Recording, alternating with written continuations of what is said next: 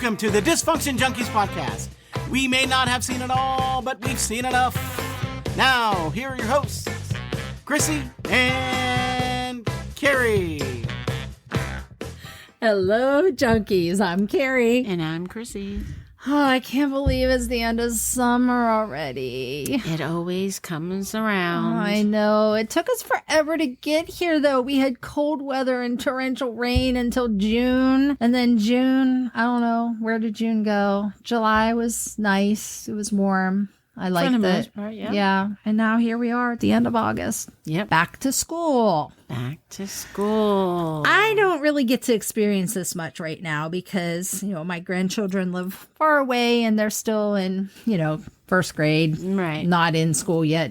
Gracie's still not in school yet. This is real life for you. Yeah. And, kids are older, but back to school, they still got to do the shopping for the supplies, for the clothes. Yeah. But I tell you, not like when we had our back to school. The fact that you go out, the schools publish lists of what you need. We pretty much got what we wanted. Yeah. We kind of knew what we were expected to have for the most part, but.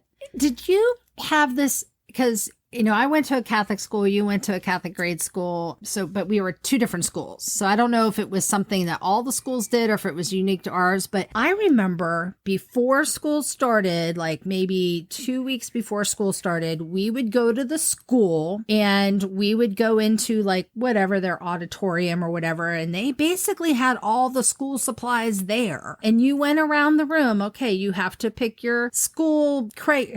You had that crayon box, that cardboard box, that was your pencil box. And you would get, you need one eraser and you need a red pen or a pencil or whatever. And you would go around and then you were buying them, but it was all right there. So you didn't have to go to Hills. We didn't have Walmarts then. We had Hills or whatever. But Kmart. So it was all right there. And you just went around and you picked there. I feel like this was something maybe, but it wasn't like before school. But maybe at some point they did have something like this. But I don't really remember getting that opportunity prior to school starting. I just basically kind of remember doing the Hills thing or the Kmart thing. And this would have been the same time that you would have gotten, because we had uniforms. So I think that was the day you picked up the uniforms. So your uniforms, your parents probably ordered a month ahead, but you went that day to pick up your jumper or your skirt or whatever. And then, you had to provide your own blouse or whatever, but you picked that up. So it was all the same day. And then that's where you got your teacher list of, here's the teacher you're going to have. And this is the classroom you're going to be in. And then the parents would take you to that classroom and you would meet the teacher that of course we had basically one teacher. You were in that one classroom all day with one teacher. Maybe you switched another person, but that was my remember. And then when you went to the department store or whatever, you were getting your other clothes, like your shoes or your blouses. Maybe you got a Trapper Keeper. Yeah. Which pick up extra paper or something, but it wasn't a lot of school supplies shopping in my younger years. That you did that at the school. Well, the supplies were fun when we were younger. Mainly crayons and markers and fun stuff. Yeah. Then you get a little older, going to junior high or high school, more serious stuff, I guess. Notebooks and things of that nature. Uniforms. Because I did both. Yeah. I like uniforms. Oh, I love a uniform. And, I had the opportunity for 3 years I went to public school and you had to pick your clothes. And it's just horrible, in my opinion. And plus the time period in general for fashion was horrible. We're talking 85, 86, and the end of 80. Well, no. The beginning of 87, I guess. Yeah. And acid wash. Not that was still a thing when we were in high school, but I had a uniform, so I didn't have to worry about it as much. Yeah. Yeah, and those stretchy pants. We're just not flattering on anybody. With the stirrup strap? Well, no, actually before the stirrup, because that would have okay. been more when we were in high school. Yeah. I don't really remember them in junior high, but they were just like stretchy pants and just like not flattering. And if you, as a teenage girl, early teenage girl, Yeah. when you're 13 or 14, Yeah. you kind of already feel, unless you're lucky enough to be a stick, Yeah. which I wasn't, the pants, I don't care how really thin or whatever you were, they just made you feel even more dumpier. I'm sorry. They're like dumpy pants, What am I wearing these for? Yeah. I guess like they would be thought of as pajama pants, but they were not. Yeah. Nobody wore pajama. Jogging pants, kind of like. It's so funny. I had such a problem with my daughter. Specifically, it seemed like it was more of a thing for her. And maybe they still do this, but I have a real problem with they would have pajama day at school. And my daughter. I don't think we ever had that at our school. No. And I never understood why this was something you felt you should have your students do. Yeah. How does that prepare them for the real world? Well, it's terrible because I think it has. If you've been out in public, obviously it's prepared somebody because they're making choices of wearing this stuff out while shopping, which I'm sorry. I don't agree with it. I'm not a fan. I think, no. If you're not wearing it on the job, if you have a job, I think the last person who I know wore pajamas to his job all the time was Hugh Hefner. And that's fine. Hey, who's going to argue with that? Yeah. I am not offended by Hugh when he was wearing his pajamas. Yeah. That's what he did. I mean, guy probably spent more on his pajamas than I ever spent on any piece of clothing. And it's silk and lovely. And he had an image, and that's fine. But no, I didn't agree with that at all. So, but back to school shopping was always fun. Yeah. It was fun for us because, not having a lot of money, the back to school shopping, it was the one time we would get to buy a couple outfits. Granted, those outfits was for pretty much the year that had to last us through Easter, until maybe we got a couple more for the summer. But, so that was kind of fun. But yeah, I remember this thing. I never really thought about it until we started talking about it. But I also remember in our school that they had it was like a little Staples store in there, and you could go buy construction paper and you can buy. So like at your grade school? Yeah, at our grade school. It was like this little closet room. And there was one lady that she sat in there. And if you needed a pencil or if you needed an eraser or if you needed a 2-pocket folder, it was this very little room. I mean, it was like the size of a little closet. But yeah, I remember that at our school. Well, I didn't have that at my grade school, but we had that at high school. In the cafeteria, we had that. Yeah, but they sold also like T-shirts and sweatshirts. Yeah, it was and like stuff. But they had pencils. Did they really? Yeah, they had like little things like that. I think you could get, or maybe a I feel like maybe it was a high school with the emblem on it, folder. It was called something Cottage. Was it the Irish Cottage? You're right. And it was in our cafeteria. Yeah. And I tell you one thing about our high school. What's that? Our cafeteria was very, very big. It was big. It was a really good sized cafeteria. It was. Because when I was at public school, they had like 6 different lunches because the cafeteria was small. Yeah, we only had 2. Yeah, we did. Yep. You were either in, what was it, A or C? What happened to B? I don't know. I don't remember them ever saying you're in lunch B. It was either you're in lunch A or lunch C. You're right. That is true. Because I think the lunch was less time than a full class because you either had an 11:30 or a 12:30 or something. There was something about that. Well, I think they had to prepare for the next group to come in for clean lunch. up the tables and then, So you had to go and hover about in the lobby. Remember, everybody went to the lobby. Yeah, you're right. And sort of milled about until we were allowed to be released into our next class. So, yeah, because we would eat. Yeah.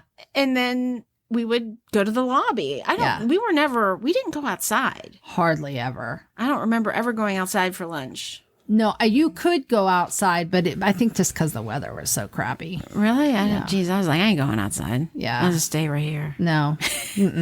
I remember we had lunch together the one year. Yes. And we would sit together, of course. And my lunch always had the same exact thing. They used to make those no-bake peanut butter with the chocolate on top squares. Yes. Oh, those were good. They were really good. I've never been able to find anything that tasted like that. I wonder if they still serve it. I don't know. if they do. We'll have to go down there September. See what they got going on. We'll go get in the cafeteria line.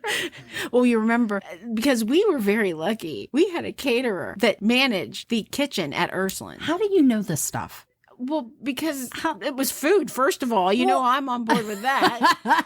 And we had a caterer. They didn't have a cafeteria cook that cooked the food. Well, he oversaw the cafeteria food, though. We were really very lucky.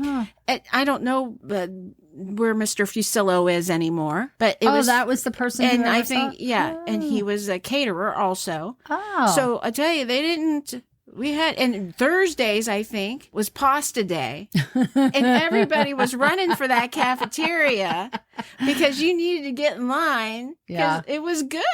It was good. I was given a roll of quarters for 2 weeks. A roll of quarters was my lunch money that I had to make for 2 weeks. So whatever, if I wanted, that had to last me. No wonder we were eating the squares. And I remember we had an orange drink. But Thursdays, I remember participating in lunch. I didn't always eat the full thing. It was usually just something small because I had to make that last. But I forget what it was. There was something that I always would get because I really liked it. I don't know what it was. I think they used to do taco type things. Oh, that might have too. been it. Yeah. But Thursdays, but if I got the full pasta. meal, that usually meant 3 days out of the 10 that I didn't have a lunch. I had to bring something or I just didn't eat. Again, Carrie's bringing up something where I just have no concept of this. It makes me feel so bad. So, wow. Yeah. I can't believe you don't remember me with my little roll of quarters that this roll of quarters. Like, it wasn't even a bill. It was like a roll of quarters. I wasn't concerned. I was eating. I probably sat down with my whole meal and you were eating the flipping chocolate square. I was probably done eating because I was like, what's the matter, Kerry? Aren't you eating? Look at this. You want some? Yum, yum. So, yes. Around here, because, we had the Canfield Fair in our area. Oh, gosh, I forgot about that. Yeah. So back to school always meant the Canfield Fair. So Canfield Fair is like the largest county fair, not only in the state of Ohio, but I think it was like one of the largest ones east of the Mississippi. Mm-hmm. Now, it's gotten, obviously the property size is the same, but there's not as much there as there used to be. But that was kind of interesting because we always started school the week of the fair. So Labor Day, the Canfield Fair is always on the Labor Day weekend. So it was always like the week before or 2 weeks before, whatever. But I always missed it because I would be showing at the fair. So it was always a struggle of like school starting and missing a day, missing those first few days of school because I'd be at the fair. Mm-hmm. Now, I know that some of the schools would purposely wait to start until after the fair because all the kids were in 4-H or whatever. So at Ursuline, because it was a city school, that was always a hard thing because we would start during the fair. So I would often miss those first few days of school. I seem to, because I did both public and private school. Mm-hmm. The Catholic school seemed to always start before Labor Day. Oh, yes, because they got to get the football season. So it was usually that week before. Right. And when I was in the public school system, you went the Tuesday after Labor Day. That was your first day. Yes. So that's sort of like where I noticed the difference with that. Yeah. But you know what? Just to tell you about where I live now, here in Worcester, and their fair, which Nick remind me, that's the largest agricultural fair in in the state. It has some distinction. Even obviously, it's not as big as the Canfield Fair, but something about the agricultural aspect, right? Because Wayne County, you've got a lot of agriculture, right? There, right. Yeah. So the Canfield Fair had agriculture, but they also had vendors, and the property size. It's just rows and rows of Food. Yeah. Food. No, I think that with the Wayne County Fair I here, could see that.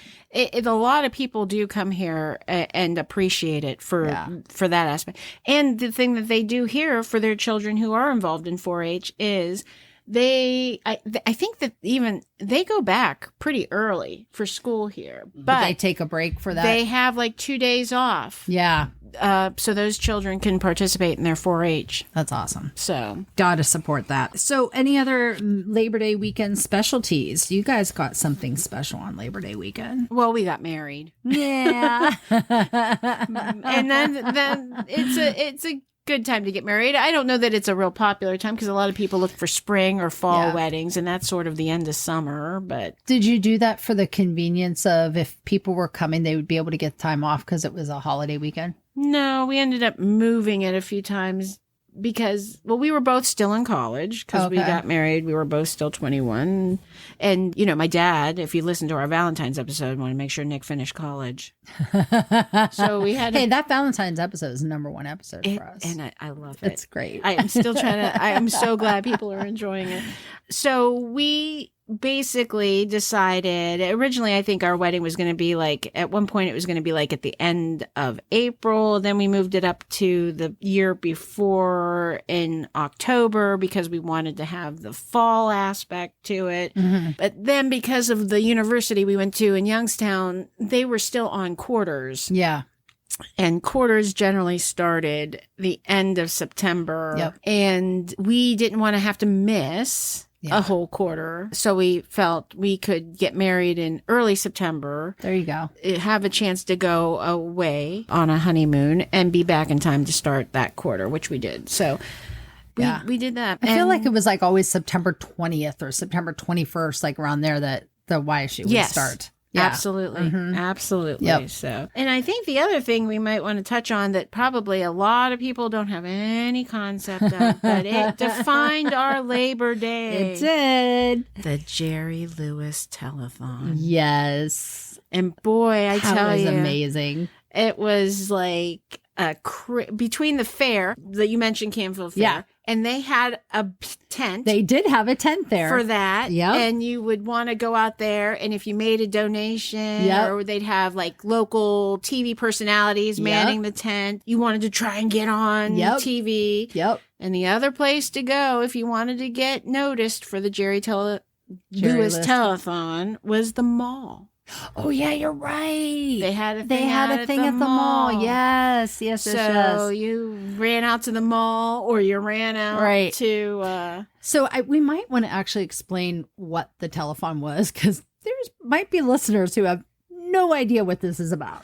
Well, I tell you, it's funny because it was such a big deal, and it was every year, and I don't know how long that telethon ran, but it's probably been gone for 30 years. I don't even know how long it's been gone. Maybe not that long. You don't think they still do it? I'm going to Google that. No, I don't think so. Not that they don't still raise money. But. It was basically telemarketing in the very early ages, kind of. Or like online, QVC, kind of like call-in shopping, but you were making a donation, but it was also... Yeah. I mean, they provided entertainment. I guess by definition what a telethon is. It started in 1966. Oh, you found it. Okay. And actually it ended in 2014. That was the last Jerry Lewis telethon. 66 to 14. Now, they may do other ones, but the one that was specific to Jerry Lewis, for muscular dystrophy, it ran from 1966 to 2014. Wow. And it had a specific formula. Yes. It went for 24 hours straight. And remember, we're talking about when Television Kerry brought this up to remind me, because at that time, TV did stop. Yep, at midnight. After midnight. Yep. There was no more programming. You had your national anthem. And then you usually had a little blonde girl sitting in front of the TV that said they're here. Oh, no, wait, I'm sorry. Wrong. No, it was the gray white noise static. Yeah, which freaks me out. Even that sound, you're not even, just the fact that you're making the sound is freaking me out. Causing you to get I hear the sound. I think of the image. But yeah, so Jerry was on. Generally Jerry was like taking his break, though. I don't know how often he came out in the middle of the night. You generally didn't get your, I hate to be insulting, but I mean, who's gonna, your top-notch entertainers weren't gonna get the 3:00 in the morning slot. No, they were gonna get good billing time. Right, they were gonna be on at prime viewing times, and you had the whole Rat Pack thing, Yes. And one of the big things, which even though I'm not a big Jerry Lewis fan, I mean, do Lewis. I think he was funny? Yes. Did I appreciate some of his movies? Sure. But the fact is, I'm sure all the stuff that's come out about him and his personality and the way he treated other people, especially women, I think that was probably true. So in that sense, personally, I just don't appreciate him, but I do appreciate the man's craft. I know he was responsible for developing a specific type of camera. Oh, really? Yes, he was, in filmmaking. I mean, the guy was definitely important and talented. But what I was getting at was there was one time because, and again, I'm dating myself, and people are like, who are these people you're talking about? Back in the day, before even us, there was Jerry Lewis and Dean Martin. Yes. They were a comedy team. Yep. Mm-hmm. And I guess they were a really big deal. By the time we had come on the scene, they had already been broken up for quite a while. I love watching those old movies though with them too. Well, just were, Jerry was the cut up and Dean played the straight man. I think Dean eventually got sick of being the straight guy, but I'm sure there were other reasons. Dean was more associated with what they called the Rat Pack. Don't get that confused with the Brat Pack. Not them, not Molly Ringwald. It was the Rat Pack. So it was Dean Martin, Frank Sinatra, Sammy Davis Jr., Joey Bishop, and Peter Lawford. How about that? That was pretty impressive, Chrissy. And Peter Lawford was married to a Kennedy, by the way. Want to let that be out there. Go ahead. What were you going to say? Nick So I found he was a pioneer in using video assist technology in filmmaking, which basically means you would as you were filming, you were also recording scenes using both film and video cameras. And what it did is it enabled immediate feedback on captured footage. Oh, that's cool. So that was Jerry Lewis's contribution. One of them. I don't know that he invented, but he was one of the first, or pioneer, one of the early adopters of it. Yeah. Very cool. So yes. So very important in pop culture, very important in motion pictures and comedy, and what he did for muscular dystrophy. Yeah. You cannot deny him any of that. Right. But that definitely marked Labor Day weekend. It the was Jerry Lewis telethon. everything. Yes, it was everything. So, yeah. And I mean, oh my gosh, if I even try to pull up something from that, it would take me so back to my childhood. Oh, 100%. And just, and I think you would call in donations. Yeah.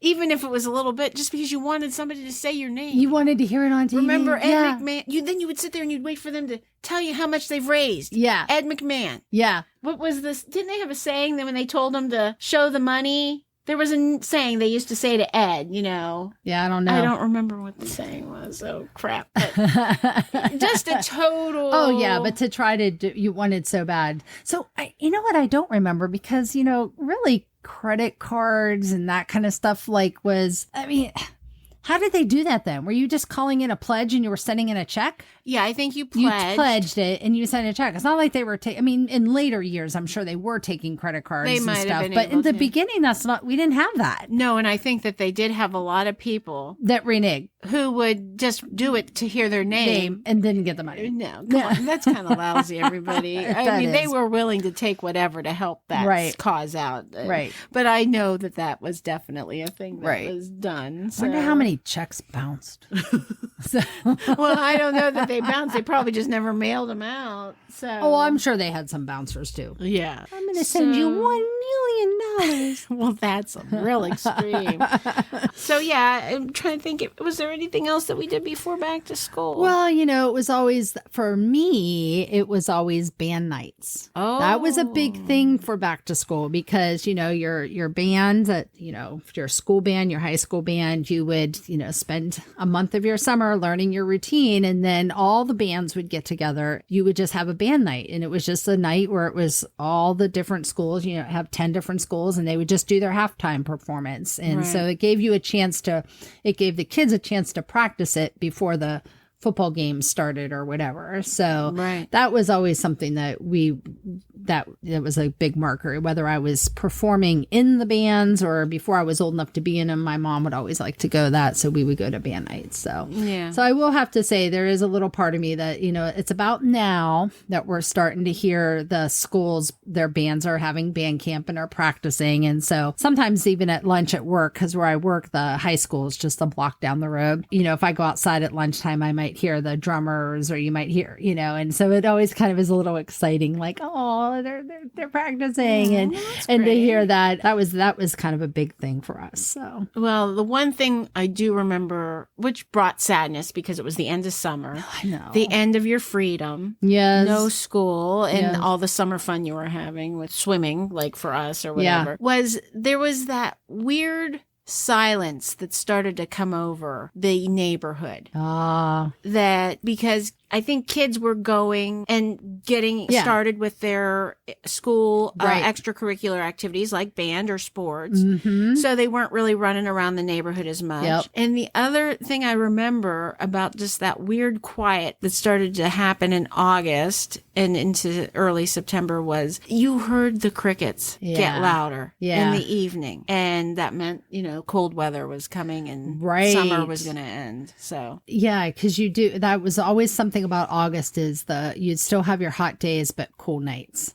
And so we're already starting, doing that where we have the air conditioners on during the day, but at nighttime we can sleep with the windows open. So yeah, that is that. Now, are you thinking that they were crickets or are they tree frogs or are they? Now you're getting technical on me. I got busted. I always thought they were crickets. They weren't barn swallows, were they? No, those are birds. What was making that noise, Kerry?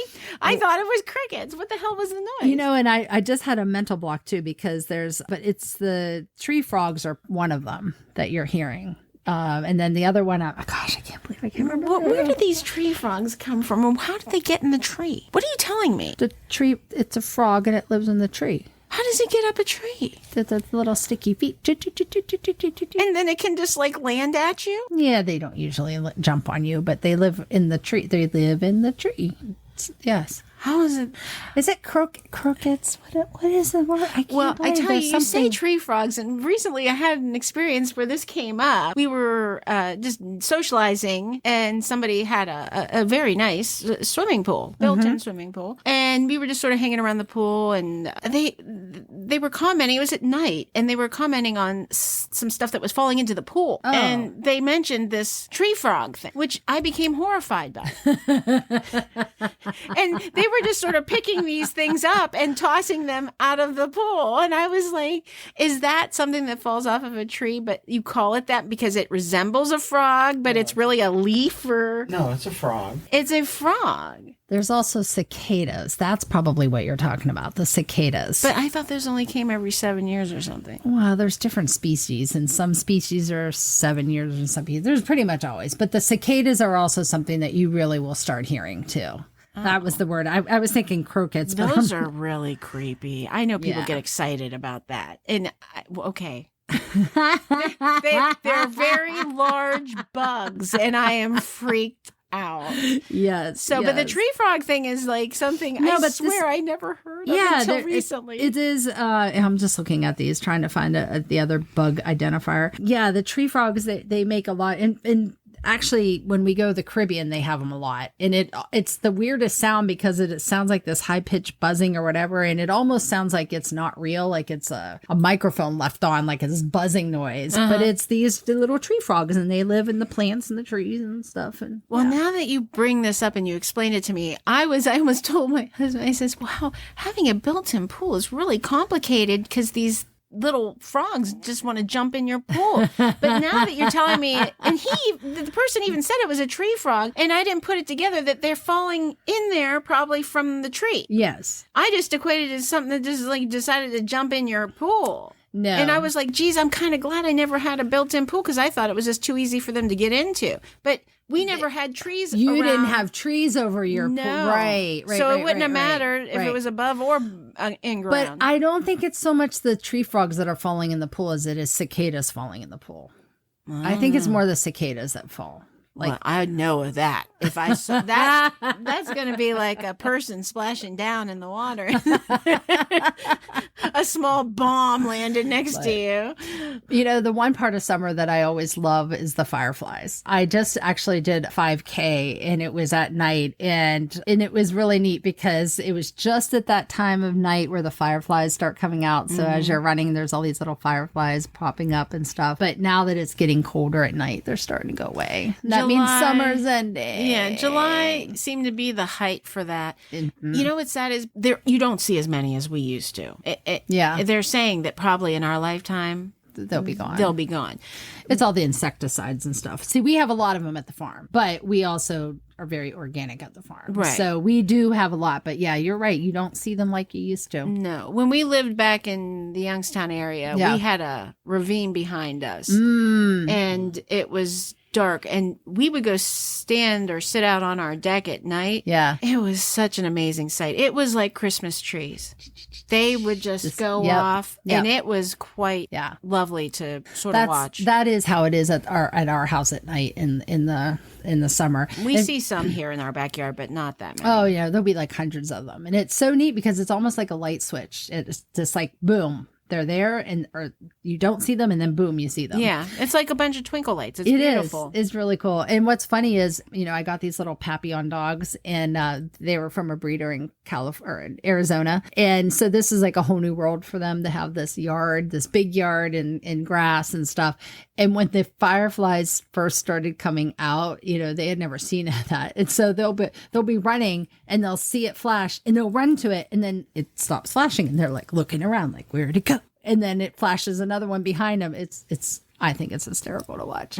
Well, because they're trying to figure this. They can't figure it out, But Well, yeah, so summer always winds down, and we have to think about going back to school for our Yes. kids, and the summer in general ending. People are closing up pools. People are closing up campers. All that good stuff. But we have something really to look forward to in September. So as we introduced in August, we have our Junkies Care initiative, which is our community outreach to community awareness, recognition, and engagement. And Canine Companions is the organization that we are partnering with through sponsorship to bring awareness to this wonderful organization that provides service dogs to people with disability. And we are going to be at their Dog Fest event in September. It's going to be September 21st in New Albany, Ohio, which is outside of Columbus area. So if you happen to live around the area that day and you want to have something fun to do in the afternoon between 1 and 4, come find us. So we're going to have a booth there. It's a great day to learn about Canine Companions. You can bring your kids, bring your pet dog on a leash to learn about the organization. We'll be there raising funds for them. So that I will have to say, as much as I am sad to see summer ending, I'm very happy that September's coming for this event. Yes. So Very exciting.